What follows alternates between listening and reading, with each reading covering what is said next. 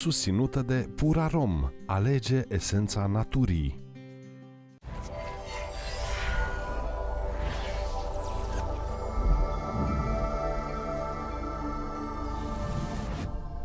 Bine v-am găsit la o nouă emisiune Dincolo de ceea ce știm. La nivel subatomic, energia reacționează la atenția conștientă și devine materie. Cum vi s-ar schimba viața dacă ați învăța să direcționați efectul de observator și să reduceți o gamă infinită de probabilități cuantice vis-a-vis de o realitate la propria dumneavoastră alegere? Întreba Joy Dispenza. Astăzi o avem invitată pe Ofelia Lucia Șefno, specialist în terapii cuantice, dar și facilitator în cursul de miracole. Și îți spun bine ai venit, draga mea! Îți mulțumesc foarte mult pentru invitație, mă bucur să fiu aici. Sper să fie prima, dar nu ultima. Să nu fie ultima, că cu siguranță ai să vezi că o să te simți foarte bine. Am foarte mari emoții. Este firesc. Dar sunt constructive. Așa este. Sperăm că ne ajută. Și știi, uite, când am ales titlul pentru această emisiune, am spus așa: dincolo de ceea ce știm, este ceea ce simțim. Noi aici ne raportăm la ceea ce simțim dincolo de ceea ce știm. Așa că este firesc să avem emoții și să le simțim și să le trăim aici, împreună. Da, foarte adevărat. De-aia am și, când am discutat la telefon și am stabilit despre ceea ce o să discutăm astăzi, m-am gândit așa că telespectatorii ar fi foarte câștigați dacă ne-ar asculta cu sufletul și nu ne-ar mai privi și chiar ne-ar simți dincolo de tot ceea ce știm și despre aceste terapii pe care urmează să le detaliem aici și despre cursul de miracole și așa mai departe. Adică este mult mai important ceea ce trăim decât ceea ce știm, pentru că sunt niște cunoștințe care, până la urmă, nu știm dacă au vreo valoare la nivel real. Așa este. Uite, eu acum, la început de emisiune, pentru ca oamenii să te cunoască mai bine, te invit să ne spui câteva cuvinte despre tine. Cine este Ofelia și cum a ajuns Ofelia să fie pe drumul ăsta al inimii, așa cum îmi place mie să spun? Ai zis bine, Ofelia, pentru că e un personaj. Ofelia este un personaj. Noi, cine suntem cu adevărat, suntem Fiul lui Dumnezeu și cu acest aspect ar trebui să ne identificăm. Dar Ofelia a avut și ea un parcurs aici în Matrix. A fost întotdeauna o căutătoare, a fost întotdeauna, i-a plăcut, s-a simțit foarte bine să joace oarecum în zona asta a spiritualului. Și chiar de mică a preferat lucrul acesta ca și început în ale terapiilor cuantice. Ar fi undeva cam acum 20 și ceva de ani, când lucram la Radio România Actualități și ne-am decis împreună cu alți colegi să încercăm niște terapii cuantice, să vedem exact cum ar fi, cum ne-am simțit, ce aptitudini avem și cam de atunci a început totul. Nu spun că și înainte am avut preocupări holistice, spirituale? Holistice, spirituale, dar probabil mai situate în zona asta a religiosului, pentru că venim cu o încărcătură, venim cu o cultură și acolo chiar s-au pus bazele cunoașterii ulterioare. Mi-aduc aminte, nu trebuie să mi-aduc aminte pentru că e destul de recentă memoria, chiar când eram la liceu, eram la liceu pedagogic, unde eram mai fete, și aveam prieteni la seminarul teologic, erau ca și colegii noștri, împărtășeam foarte multe cunoștințe, foarte multe cărți, referate, rezumate, tot ce aveam noi de făcut la literatură, iar ei pe partea asta de religie și de doxologie și de tot ce studiau ei acolo, și eram foarte încântată să-i întreb, să îmi măsor oarecum cunoștințele, să aflu cât mai multe din zona aceasta teologică, ca să zicem așa. Ulterior, lucrurile au început să se schimbe, să se modifice și acum am ajuns așa într-o zonă mai relaxată, spiritual vorbind, și să îmbin oarecum terapiile acestea cuantice, despre care o să începem să vorbim, cu zona aceasta spirituală și cu zona spiritului, adică efectiv bazate pe trăirile spirituale, pe trăirea spiritului. Asta am vrut să adaug și eu. Acum, practic, ai început să trăiești ceea ce ai învățat cu mulți ani în urmă și ceea ce mai înveți, că presupun că este un proces continuu. Da, este un început tot timpul, dar mi-a plăcut și ideea asta ca tot ce înveți să practici. N-am studiat, mi-a plăcut să fac cursuri, să fac tot felul de... deși am făcut, dar imediat cu o perioadă de practică ulterioară, adică efectiv să simt, să trăiesc, să văd cum se aplică și care sunt consecințele și care sunt rezultatele în urma acestor studii. Experiența este mama învățăturii până la urmă. Numai. Așa Numai așa. Numai așa putem aprofunda.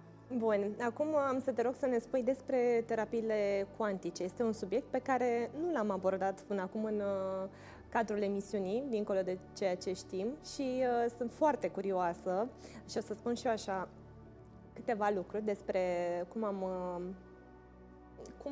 am ajuns să practic prima oară o terapie, știu că are la bază tot fizica cuantică și anume radiestezia. Mi-amintesc că eram în școala generală când profesorul de fizică am făcut o oră altfel și anume ne-a explicat cum putem să ne facem un pendul dintr-un fir de păr și noi fetele foloseam și inelul pe care îl aveam la mână și astfel ne făceam un pendul cu care scanam întregul corp. Și acolo, bine, îl programam dinainte, dacă se mișcă spre stânga e da, dacă circular e nu, în funcție de cum voiam. Și așa am luat, să zic, la cunoștință cu radiestezia. Știu că atunci când am vorbit cu tine, mi-ai explicat că nu este vorba doar despre asta, că de fapt sunt mai multe terapii și o să te invit pe tine acum să ne spui. Da, este foarte interesant și ce ai practicat, pentru că, într-adevăr, este o metodă foarte bună de scanare, cu pendul, cu mâinile, adică cu mintea, cu gândirea, cu orice mediu ai la îndemână, să poți să scanezi. Este un lucru foarte, foarte bun și benefic pentru toți cei din jurul nostru. Despre terapiile cuantice, aș vrea să spun că acum nu mai reprezintă un SF pentru nimeni și e îmbucurător acest aspect, chiar dacă, din păcate sau din fericire, vremurile astea pandemice pe care le trăim ne-au împins așa sau au impulsionat aceste terapii pe un trend ascendent. Acum toată lumea apelează la astfel de terapii pentru că chiar și medicii te tratează prin telefon, nu mai e nevoie, distanțarea socială impune acest lucru, să nu mai fii face-to-face cu cineva, să nu mai ai o terapie prezențială pentru că, din motive obiective. Și atunci terapiile cuantice acum sunt din ce în ce mai la modă, din ce în ce mai utilizate și chiar aș vrea să profit aici că sunt în emisiunea ta, să încurajez pe toată lumea chiar să practice, dacă nu mai să apeleze la un terapeut, pentru că ele pot fi practicate și pot fi utilizate de absolut oricine. Deci nu necesităm niște haruri, niște clarviziuni, nu trebuie să vedem aure, câmpuri, nu trebuie să avem niște calități extrasenzoriale ca să putem să practicăm și să realizăm aceste terapii. Ele însele fac parte din sistemul nostru spiritual, fac parte din faptul că noi suntem un spirit, nu suntem un corp. Și când o să vorbim despre cursul de miracole, o să vedem acest lucru și de ce anume. Și apropo de cuantic, nu suntem un corp nu pentru că o afirmăm noi sau o spunem aici, ci pentru că au fost alți oameni mai inteligenți și au demonstrat că atomul nu există și vorba aceea, știm, și acceleratorul de particule de la Geneva și toate celelalte cercetări au demonstrat, fizica cuantică însăși, a demonstrat faptul că materia nu există. Și atunci, oarecum, terapiile cuantice sunt orientate către spirit și dinspre spirit încercăm să le conducem și să le canalizăm astfel încât toată vindecarea să fie holistică și să fie adresată întregului sine. Și concret, cum se realizează? Cum abordezi? Uite, tu, că ești terapeut. Terapia cuantică, de asta e cuantică, pentru că nu necesită niciun mediu, niciun intermediar. Nu necesită prezența fizică, nu necesită niciun instrument ca să poată fi realizată, cel puțin cele pe care le practic eu. Nu necesită să fiu în contact cu persoana care urmează a fi terapeutizată, nu trebuie să vorbească cu mine sau să întrețină un dialog nici telefonic, nici pe orice tip de platformă, pe Zoom sau online. Spun asta pentru că eu am foarte mulți clienți în afara țării pe care nu i-am întâlnit niciodată de foarte multă vreme și putem să realizăm o conexiune la nivel de spirit extraordinară, pentru că nu terapeutizăm numai persoana, ci întregul mediu înconjurător din care ea face parte, familie, copii, job. O să intrăm după aceea în detalii cum și unde se aplică terapia cuantică. Și atunci, singurul lucru de care eu am nevoie, eu ca personaj care realizează terapia, este o fotografie, așa ca pentru orientarea mea, simptomele care urmează a fi tratate și numele complet al persoanei. Este unicul lucru de care am nevoie ca să fac o sesiune de terapie cuantică.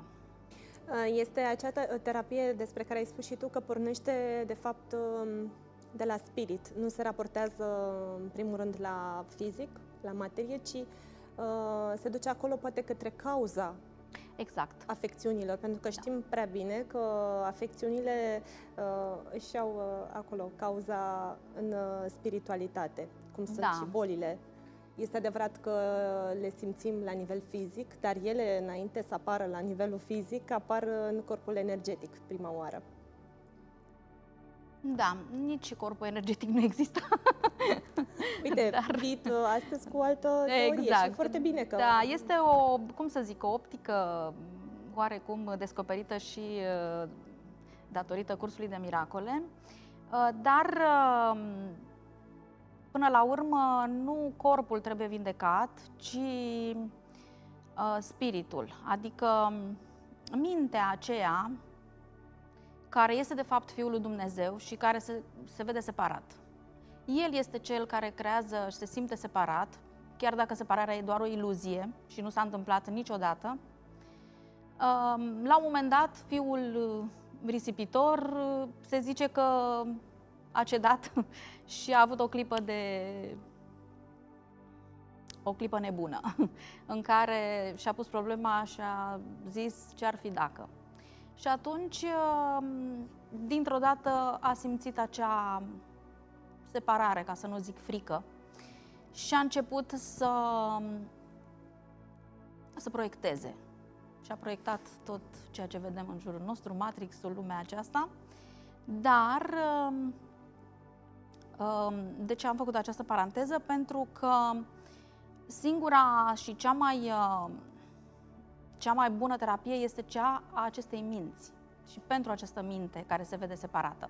Practic, singura afecțiune care există este separarea, faptul că noi ne simțim separați de sursă și n-ar trebui, și atunci vindecarea vine dinspre această necesitate de a nu ne vedea separați, de a ne vedea uniți cu tot ceea ce este, pentru că ăsta practic este adevărul, și de a ne simți întotdeauna în brațele Tatălui nostru. Tatălui nostru. Exact. Adică cu alte cuvinte, așa, ca să văd dacă am înțeles, pentru că și pentru mine este o noutate, să nu mai privim neapărat în exterior, ci în interior și să nu ne mai simțim separați de divinitate, ci să o simțim cumva în interiorul nostru. Exact. Pentru că suntem fiii lui Dumnezeu. Suntem fiii lui Dumnezeu, nu suntem aceste personaje, dar ca să fie foarte clar, mintea aceea care se vede separată, care este minte-spirit, da? Aceea proiectează, nu noi ca personaje. Mintea aceea care se vede separată visează, da?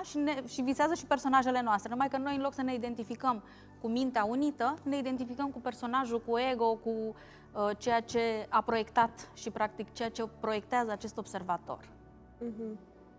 Care se vede separat. Deci acolo intervine vindecarea. Vindecarea este la nivelul acestei minți. Mintea universală. Mintea Fiului lui Dumnezeu, care în loc să se simtă unit, se vede separat. Separat. Și cum lucrezi? Unde? Pe ce? Nu știu. Terapiile acestea cuantice sunt de deblocare integrală, adică abordează pe module orice fel de afecțiune fizică.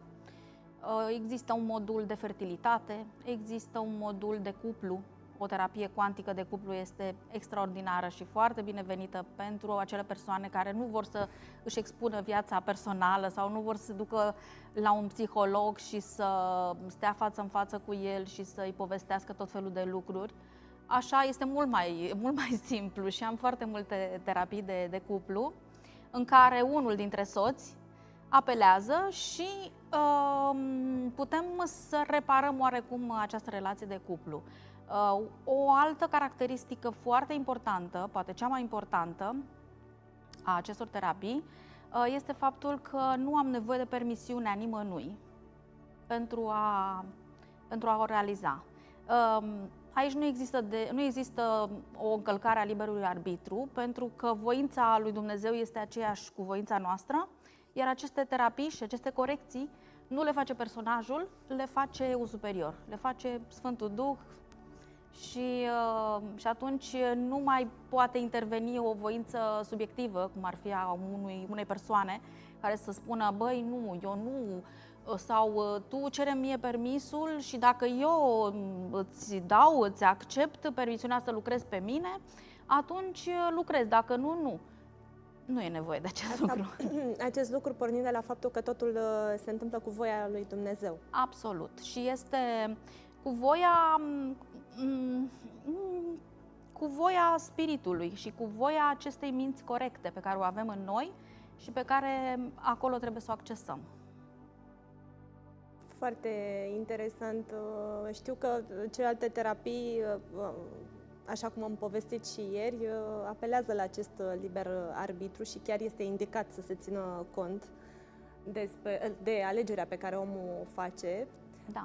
Dar aici nu există. Nu, pentru că eu nu conectez cu persoana, eu conectez cu eu superior și dinspre el aflu absolut toate datele. Și cum se face, iartă-mă că te-am întrerupt, cum se face conexiunea? Știu că la un moment dat spuneai că pui niște întrebări sau... Conectarea se face automat. Bineînțeles că, eu am studiat lucrurile astea și a fost nevoie să mă duc la niște cursuri și la niște traininguri. Am început cu biodecodajul emoțional, cu noua medicină germanică, deci am trecut prin tot New Age-ul timp de 20 de ani, am studiat astrologie, am început cu NLP pentru că era nevoie în activitatea mea de sales manager și așa mai departe și am trecut prin toate. Am studiat și registru akashic și tehnici de liberare emoțională, EFT, cum ar fi,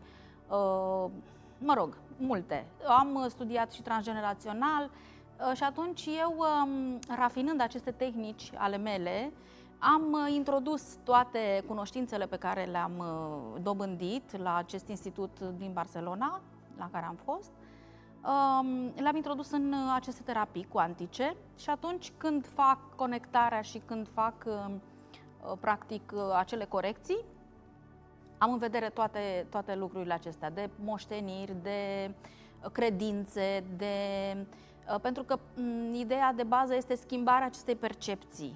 Să nu ne mai vedem bolnavi, să nu ne vedem separați și atunci vindecarea tot de la spirit apare. Foarte interesant. Bun, ar mai fi altceva de adăugat la terapie? Da, adică terapiile, cum spuneam, deci au în vedere un deblocaj integral, o deblocare integrală. La nivel fizic, emoțional, mental? La nivel fizic, emoțional, mental, spiritual, la nivel de cuplu, la nivel de job, pentru că foarte multe blocaje le avem din zona aceasta, adică e lesne de înțeles. Sau la nivelul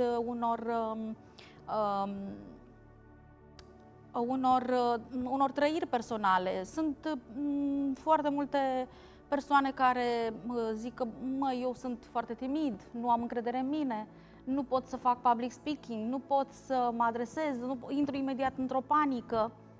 Și toate acestea se rezolvă și cu terapia cuantică, pentru că e vorba tot de o deblocare și tot de o corecție la nivel spiritual. Se lucrează, așa cum ai spus, toate fricile. Tot. Dar sunt și oameni care sunt poate sceptici, care nu au încredere? Categoric. Categoric. Adică nu recomand să apeleze cineva la o terapie cuantică doar pentru a vedea, aproba, sau nu neapărat, pentru a aproba e ok. Pentru a pune la încercare această terapie sau terapeutul și să... Am avut destule cazuri în care mi-au spus hai, vezi cum sunt, sau scanează-mă, sau hai să vedem tu ce părere ai, sau hai să vedem, să mai încercăm și pe asta, că le-am făcut pe toate și am ajuns la tine la sfârșit și vreau să văd ce e. Chiar și aici, chiar și pe cei sceptici, putem să-i radiografiem, putem să-i scanăm și totodată toate răspunsurile pe care eu le primesc sunt foarte adevărate, mai ales că pot să le și verific la nivel de procentaje. Adică, nu știu, să verific organele interne, să verific stadiul lui de dezvoltare culturală, profesională, să văd dacă are conflicte cu familia, tocmai pentru că nu am nevoie de permisul lui și nici nu am nevoie să-mi dea prea multe date despre el. La un moment dat chiar pot să dăuneze aceste informații, pentru că trebuie să citești printre rânduri, tu ca terapeut trebuie să fii foarte neutral și niciodată să nu intri să te încarci cumva sau să empatizezi în zona asta joasă. Uite, apropo de asta, de a te încărca cu energia de joasă frecvență, cum reușești să-ți faci, există vreo protecție pe care, uite, cei care fac Reiki sunt anumite simboluri pe care le trasează în palme? Așa e, știu toate simbolurile Reiki, dar ideea e că eu personal nu le folosesc. Nu spun că nu e bine să le faci, nu e bine să îți dai cu un palo santo sau să pui niște bețișoare parfumate sau să îți pui niște sare cu apă, niște păhăruțe. Am văzut că mai nou se practică și nu a fost nevoie, slavă Domnului, și nici nu vreau să încep cu niște practici care m-ar distra oarecum, care m-ar distrage oarecum de la obiectul de terapiei cuantice și spirituale, pentru că la urma urmei suntem spirit, nu suntem corp, încă o dată spun asta, și nu avem nevoie de o protecție fizică. Nu avem de ce, pentru că suntem perfecți și suntem infiniți. Da, este foarte sănătos așa să ajungi la concluzia aceasta și cumva să și crezi și să și practici. Exact. Dar sunt niște ani în spate și niște studii pe care tu le-ai făcut și, repet, o experiență pe care ai avut-o și încă continuă.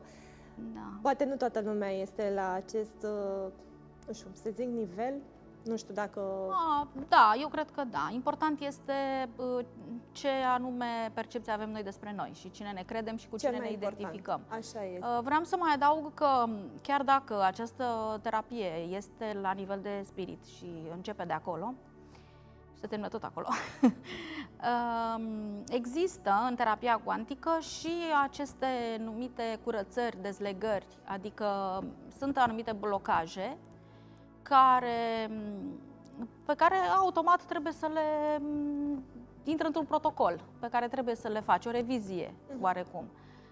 Și fac și aceste curățări, dezlegări, mă rog, sunt destule acte psihoenergetice, destule acte psihotronice sau de altă natură care perturbă oarecum activitatea noastră. Din păcate... Din păcate, dar asta e și atunci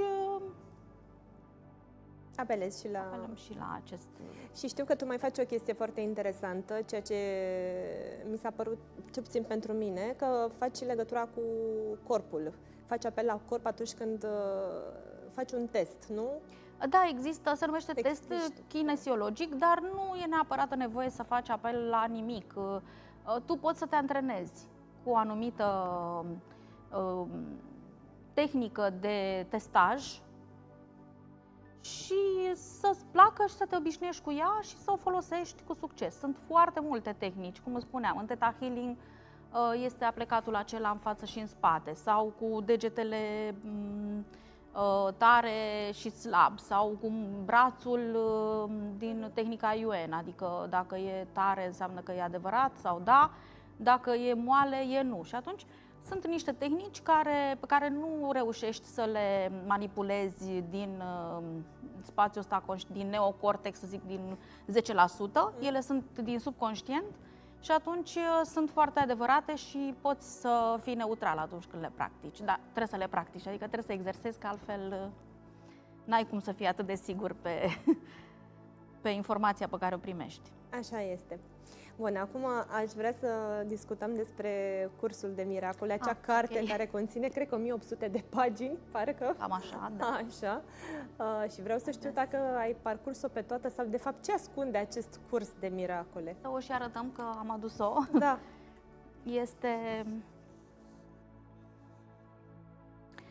Este o carte sfântă, ca toate celelalte cărți sfinte care vorbesc despre Dumnezeu.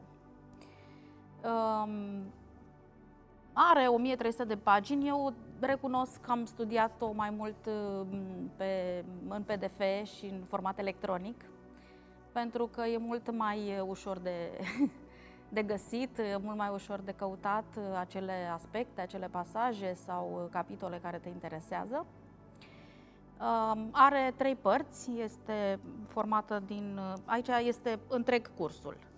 Are partea întâi, care este, ce să zic, cea mai groasă, undeva la 600 și ceva de pagini. Este textul propriu-zis, cursul propriu-zis, 39 de capitole. Partea a doua, să zicem că are undeva așa, grosimea aceasta, chiar să zic așa, care sunt cele 365 de exerciții, pentru că acest curs vine cu niște exerciții la pachet, ceea ce este foarte interesant și foarte benefic pentru cei care vor să-l studieze, câte un exercițiu pentru fiecare zi. Poate poți să ne dai, după ce prezinți și povestim puțin, chiar ar fi util să ne dai un tip de exercițiu pe care să-l facă și telespectatorii acasă, dacă pot sau nu știu. Sunt exerciții așa numite de fitness mental, adică practic tu trebuie să exersezi oarecum mintea asta de care spuneam, pentru că se adresează minții Fiului lui Dumnezeu, nu minții noastre din creier, nu are nicio legătură cu corpul fizic și cu mintea noastră din creier, se adresează minții aceleia care s-a văzut la un moment dat separată, care n-a fost niciodată separată, n-a plecat niciodată din Împărăția lui Dumnezeu, dar care la un moment dat s-a văzut separată și cuprinsă de această frică. Și atunci acest curs de miracole ne învață calea către casă, calea de reîntoarcere. Iar exercițiile sunt într-o ordine. Bineînțeles că o să citim chiar lecția zilei, exercițiul de azi, de exemplu. Dar el urmărește, așa, ca să zic, o aparentă evoluție în căutarea asta spirituală, pentru că începe, primele 220 de exerciții sunt legate de desfacerea ego, de desfacerea minții acesteia incorecte și cuprinse de frică, iar celelalte exerciții până la 365 se adresează, cum să spun, se adresează trăirii, se adresează iubirii, se adresează identificării acesteia cu mintea sfântă,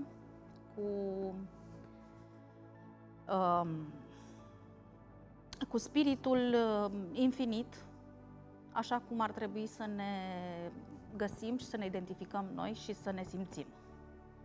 De asta spun că pot să dau un exemplu pe care pot să-l facă și telespectatorii noștri, dar eu zic că putem să citim lecția zilei și, și este util. A treia parte, Da.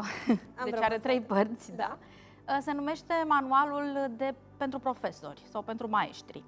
Practic, deci este această porțiune așa de vreo 50 ceva de pagini, cea mai scurtă, și chiar cu ea se începe.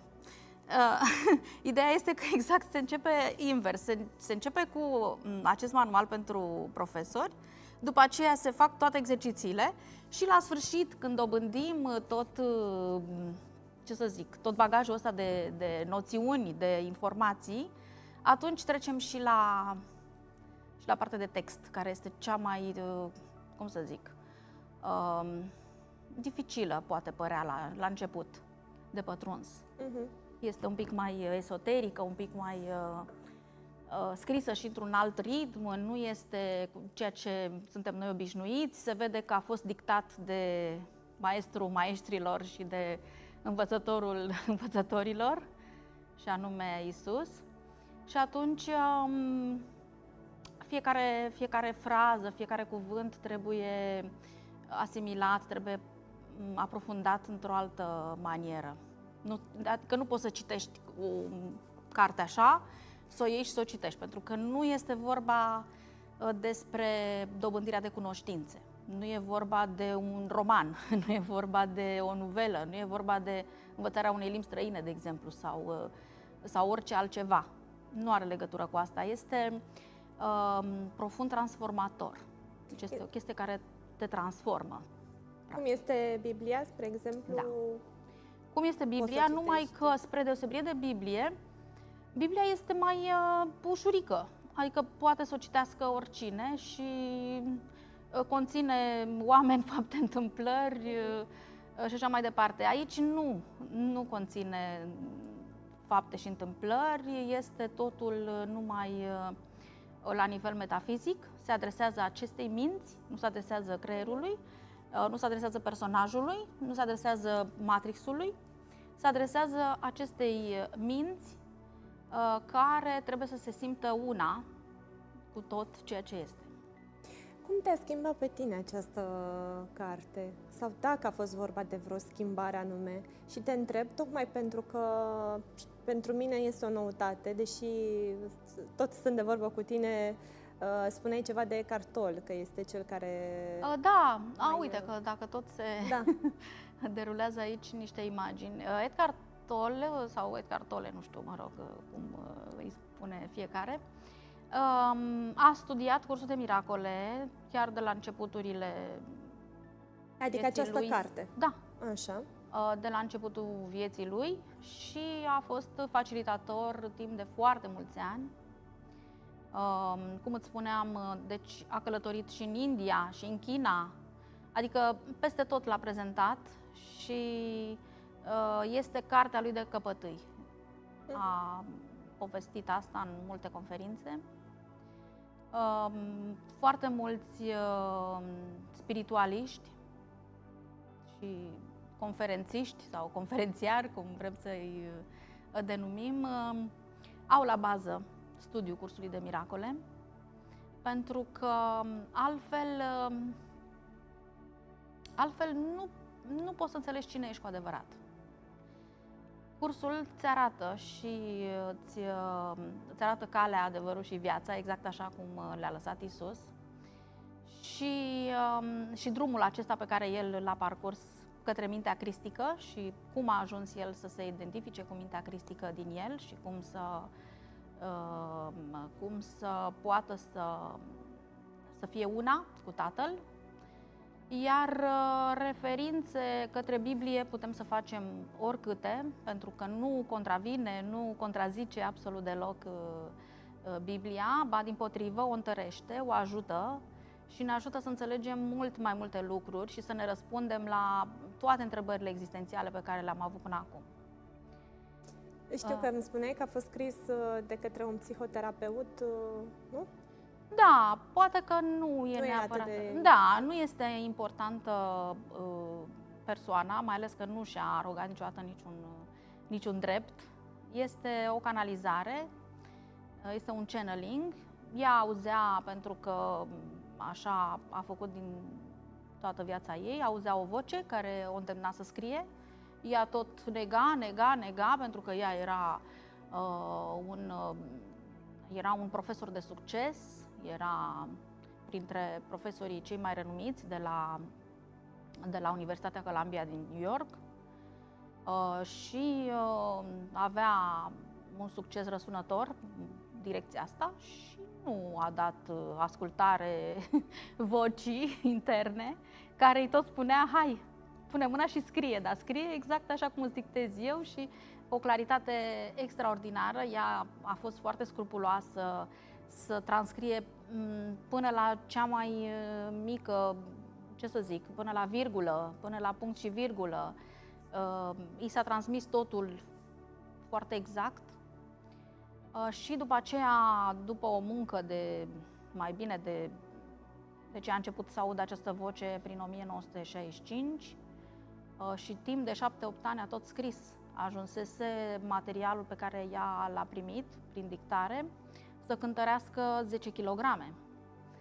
Deși era stenodactilografiat, adică dar s-a întâmplat așa și timpul mi se pare destul de scurt pentru realizarea pe care a avut-o. După aceea, colegii de catedră au lucrat și ei la acest material, pentru că s-a întâmplat cumva așa. Ea s-a dus și a spus: măi, eu aud niște voci. Eu aud o voce care îmi spune să scriu asta. Ea deja scrisese un material. Dar, pentru că eu cred că am luat-o razna, mă duc să mă internez. Da, și a plecat și le-a lăsat materialul downloadat de ea și scris. Și ei au citit și s-au dus la ea la spital și au spus: draga mea, dacă tu crezi că ești nebună, bine ai venit! Bine venită să fie nebunia ta, pentru că ce ai scris aici și materialul ăsta mi se pare tuturor extraordinar. Practic, el a venit așa oarecum la dorința șefului de departament, care nu mai suporta atâta ego, nu mai suporta atâtea orgolii, nu mai suporta atâtea manifestări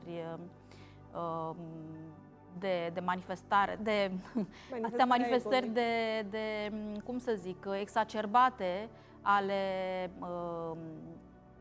luptelor pe care le aveau cu celelalte universități sau în cadrul acelorași departamente între ei și a zis: nu, deci trebuie să existe și altă cale, trebuie să existe o cale a iubirii, pentru că nu mai suport.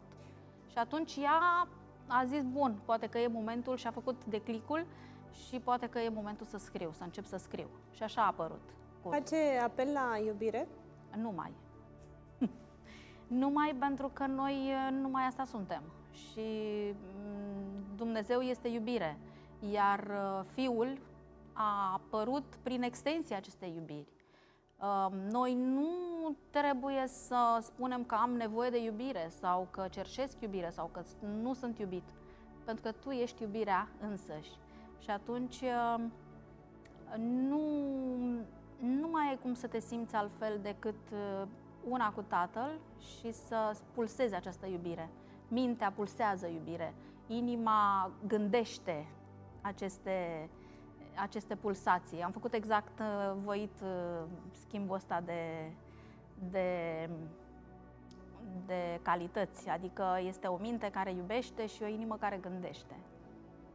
Da, și oricum se mai spune că atunci când mintea coboară în suflet, e altceva. Exact, dar cum nu e vorba de mintea noastră din creier, deci nu trebuie să o supunem niciunui efort, absolut deloc. Singurul lucru este să ne dăm la o parte și să lăsăm mintea corectă să ne ghideze și atunci totul este perfect.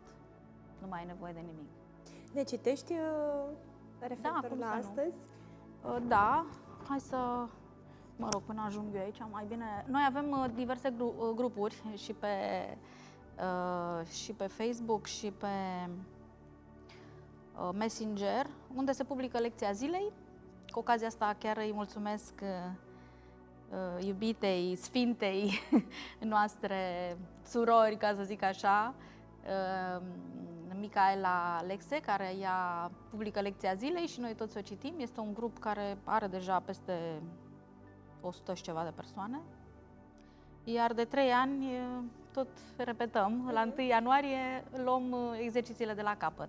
Acum, de exemplu, am ajuns la lecția 287, astăzi. Tu ești obiectivul meu, tată, numai tu. Asta este lecția. Iar textul lecției sună cam așa. Unde aș vrea să merg dacă nu în cer? Ce ar putea înlocui fericirea? Ce dar aș putea prefera păcii lui Dumnezeu? Ce comoară aș vrea să caut, să găsesc și să păstrez, care să se poată compara cu identitatea mea? Și aș prefera, oare, să trăiesc în frică în loc de iubire? Tu ești obiectivul meu, tată. Ce altceva mi-aș putea dori decât să te am pe tine? Ce altă cale aș putea să apuc decât cea care duce la tine? Și ce altceva decât amintirea ta mi-ar putea indica sfârșitul viselor și al zadarnicelor substituiri la care am supus adevărul? Tu ești singurul meu obiectiv. Fiul tău vrea să fie cum l-ai creat tu. Cum altfel m-aș putea aștepta să mă recunosc sinele și să fiu la unison cu identitatea mea? Atât, asta este lecția. Celelalte lecții, de la început, de la 1 până la 220, au și, cum să zic, un manual de exersare, adică îți spune, trebuie să-l zici dimineață și seară sau în timpul zilei când ți-aduce aminte sau în timpul zilei la diferență de o oră sau de jumătate de oră, de câte ori poți să-ți aduci aminte. În schimb, celelalte acestea, cum e și lecția de azi, astea practic se realizează numai cu sufletul. Și aceste lecții se adresează inimii și se adresează minții corecte, pentru că aceea are nevoie de vindecare, încă o dată. Faci apel la această vorbă și mă bucur că cumva presupun că este baza acelei cărți și mă gândesc acum pentru cei care poate nu înțeleg, poate prea mult. Înțelegi ce vreau să spun, acest curs de miracole. Ce ar fi bine să înțeleagă din această discuție pe care am avut-o acum cu tine referitor la A fost înainte, fix înainte, coperta cărții Introducere în curs de miracole. Editura For You și nu numai, Adevăr Divin, de exemplu, a publicat cursul de miracole complet, iar editura For You are diverse alte cărți ajutătoare, printre care și Introducere în cursul de miracole a lui Kenneth Wapnick, care este unul din cei 4 care a contribuit și care s-a dedicat facilitării aceasta. Și e bine să înceapă chiar cu această carte. Mai există încă una, tot așa, Introducere în curs de miracole, Paul Cohen, mi se pare că este autorul. Întâi de toate să-și clarifice dacă este momentul pentru acest curs, să înceapă și să-l studieze. pentru că de făcut o să-l facem toți, indiferent că e în viața asta, în alte vieți sau oricând, la bătrânețe, la tinerețe, nu contează. De făcut o să-l facem sigur, momentul este cel pe care îl alegem noi. Dar acest curs este pentru aceia dintre noi care ne-am plictisit, ne-am săturat de tot zbuciumul din exterior, ne-am săturat de atâta suferință, ne-am săturat de a face, pentru că nu ăsta este verbul A fi. care ne unește cu Dumnezeu. Și nu este pentru aceia care cred că încă mai au ceva de câștigat, încă mai au ceva de parcurs, încă mai au ceva de făcut. Nu, pentru că nu mai trebuie să mai facem nimic. Practic, nu trebuie decât să ne aducem aminte cine suntem cu adevărat și să ne identificăm cu acest sine divin, să ne identificăm cu această minte care a creat totul, să ne identificăm cu mintea lui Dumnezeu și să vedem că nu am plecat niciodată de acolo. E alfa și omega, începutul și sfârșitul. Cum te-a ajutat pe tine? Când ai început să parcurgi? Păi, a fost oarecum așa o îngemânare între terapiile cuantice și cursul de miracole. L-am descoperit tot așa undeva acum 10 ani și de atunci am zis asta este, asta este pentru mine, pentru că m-am regăsit în el și am găsit răspuns la absolut toate dilemele, toate întrebările, toate neliniștile mele metafizice, absolut tot ce, toate întrebările pe care mi le-am pus și pe care nu mi le-am pus, le-am regăsit aici. Și atunci e o adevărată fericire. Practic, este calea către fericire, pentru că fericirea nu e altceva decât liniștea internă. Nu înseamnă nici banii, nu înseamnă nici masteratele, nici doctoratele, nici casele, nici numărul mașinilor din garaj. Înseamnă pacea internă. Aia este adevărata fericire. Dacă mi-amintesc bine, părintele Arsenie Papacioc spunea că pacea este de 4 ori mai mare ca dreptatea. Și că, de fapt, acolo, sau acest sentiment de pace ar fi bine să-l simțim în interiorul nostru și să ne Categoric, adică trebuie să alegi să fii fericit și nu să ai dreptate. Pentru că uneori poți să mori cu dreptatea în brațe și să nu ți-o recunoască nimeni, mai ales că dreptatea la nivel de Matrix și la nivel de lumea asta în care iluzoriu și aparent trăim, nu valorează nimic. Este o lume a haosului și atunci inclusiv dreptatea este relativă. Așa este și știi cum se spune, adevărul Subiectivă, este da. undeva la mijloc. Mai avem așa un minut la dispoziție și aș vrea să te rog dacă ai vreun mesaj pentru telespectatori care ar fi bine să fie spus acum. Cred că este momentul pentru toate acestea. Cred că avem dezvoltarea necesară și înțelegerea astfel încât să nu ne mai lăsăm pradă și să nu mai intrăm în capcana ego, să avem o orientare către ceea ce suntem noi cu adevărat și bucuria, vestea minunată este că nu suntem niciodată singuri. Întotdeauna suntem ținuți de mână de această minte corectă care face miracole, de aceea se numește curs de miracole, nu pentru că transformă nu știu ce obiecte, ci pentru că transformă percepția noastră și trecem de la un sistem de gândire dualist, bazat pe suferință și pe sacrificiu, la un sistem non-dualist, bazat pe iubire, pe încredere, iar tot parcursul ăsta este o schimbare a percepției și a trecerii din lumea perceptuală la conștiință. Eu îți mulțumesc foarte mult pentru că ai fost prezentă astăzi și ne-ai prezentat și o altă perspectivă, da? De a simți. Și eu mulțumesc foarte mult și am simțit că Sfântul Duh ne-a inspirat. Îți mulțumesc foarte mult! Și eu. Miracolele sunt demonstrații ale minții divine în acțiune în mintea și experiența ta. E nevoie de miracole ca procedee didactice, exact așa cum a fost nevoie de miracole cu 2000 de ani în urmă. Fiecare miracol este o demonstrare a faptului că iubirea este mai puternică decât frica.